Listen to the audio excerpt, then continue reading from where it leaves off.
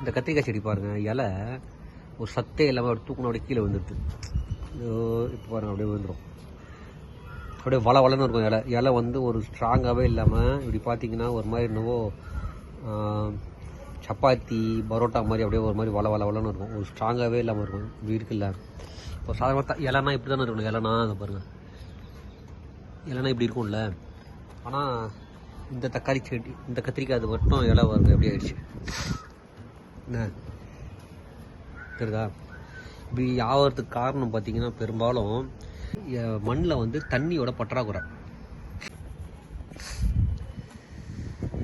அந்த மண்ணில் வந்து தண்ணி சத்து இல்லை, ரொம்ப கம்மியாகிடுச்சுன்னா தான் இந்த மாதிரி ஆகும். நான் தண்ணியை தான் தண்ணி ஊற்றிக்கிட்டு தான் இருக்கேன். நேற்று நல்லா மழை பெய்கிற மாதிரி இருந்ததுன்றதுனால கொஞ்சம் சரி மழை பெஞ்சா சரியாயிடுமேன்னு சொல்லிட்டு கம்முன்னு விட்டேன் ராத்திரி.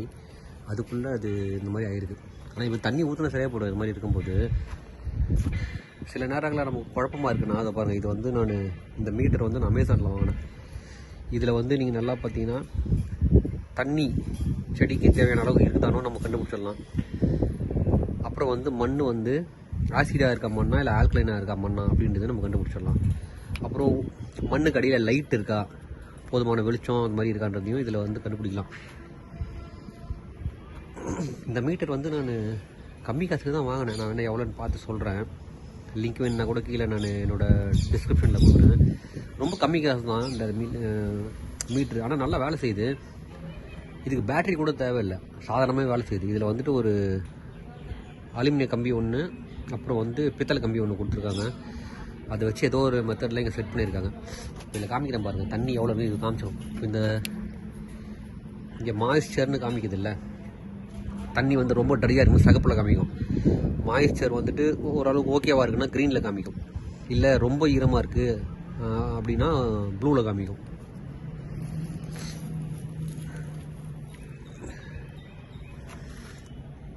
இப்போ வந்து எவ்வளோ தூரம் நான் உள்ளே விட்டதுக்கு பிறகு அடியில் இருக்க அடியில் வந்து கொஞ்சம் தண்ணி இருக்குதுன்ற மாதிரி தான் காமிச்சிருக்கு.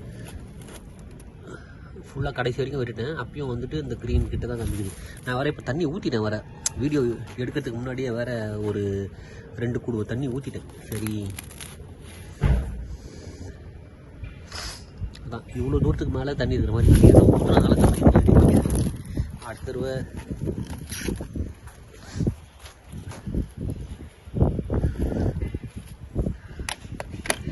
பாருங்க தண்ணி ஊற்றிட்டேன். இந்த குடுவையில் தான் எடுத்து ஏற்கனவே வந்த உடனே ஒரு 3 குடுவை ஊற்றிட்டேன் காமிக்கிறதுக்கு முன்னாடி. ஆனால் இதான் கரெக்ட். நம்ம என்ன பாருங்கள், இப்போது தண்ணி ஊற்றணும்ல, ஊற்றிட்டு இன்றைக்கி மதியம் இல்லை சாயந்தரம் காமிக்கிறேன் பாருங்கள். இந்த இலெல்லாம் எப்படி இருக்காது, நல்லா ஸ்ட்ராங்காக ஆகிடும், ஃபுல்லாக செட் ஆகிடும்.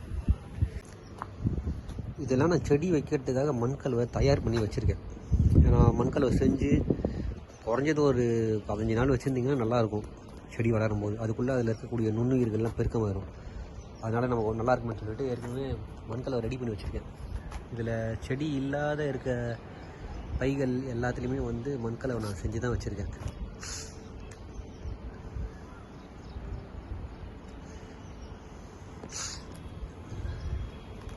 அதெல்லாம் சகப்பு வண்டை வச்சுருக்கேன். அந்த பக்கம் இருக்குது, கடைசியாக இருக்க 3த்தில் வந்து சகப்பு வண்டை இருக்குது.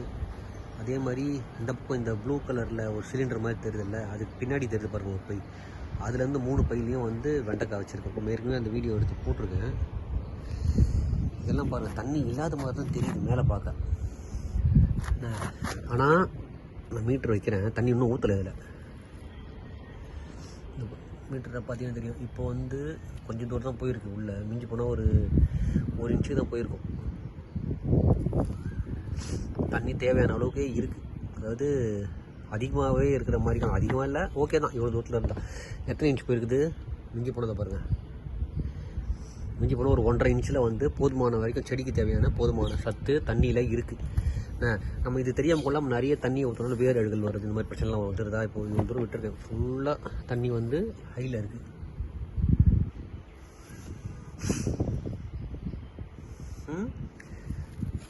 இதோ நமக்கு ஒரு 1.5 இன்ச்சு 2 இன்ச்சில் இருந்து தண்ணி இருக்கிற மாதிரி இருந்தால் ஓகே. 2 இன்ச்சில் தண்ணி இருக்குது. இந்த லெவலில் வந்து நான் 15 15 பேக் இது.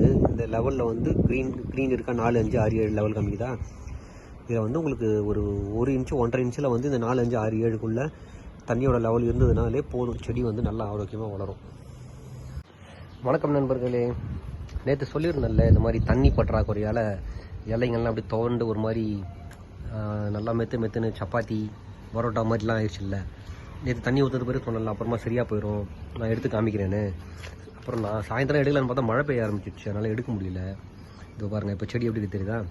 நேற்று எடுத்த வீடியோவும் இதுக்கு வேணால் பக்கத்துலேயே நான் போடுறேன். ரெண்டுத்துக்கும் வித்தியாசம் பாருங்கள். நேற்று தண்ணி ஊற்றுறதுக்கு முன்னாடி செடி இருந்ததுக்கும் இப்போ தண்ணி ஊற்றின பிறகு, நேற்று காலையில் தண்ணி ஊற்றினேன், அதுக்கு பிறகு இப்போ எப்படி இருக்கிறதுக்கும் பாருங்கள். இது வந்து கொத்தவரங்காய், கத்திரிக்காய் செடி காமிக்கிறேன்.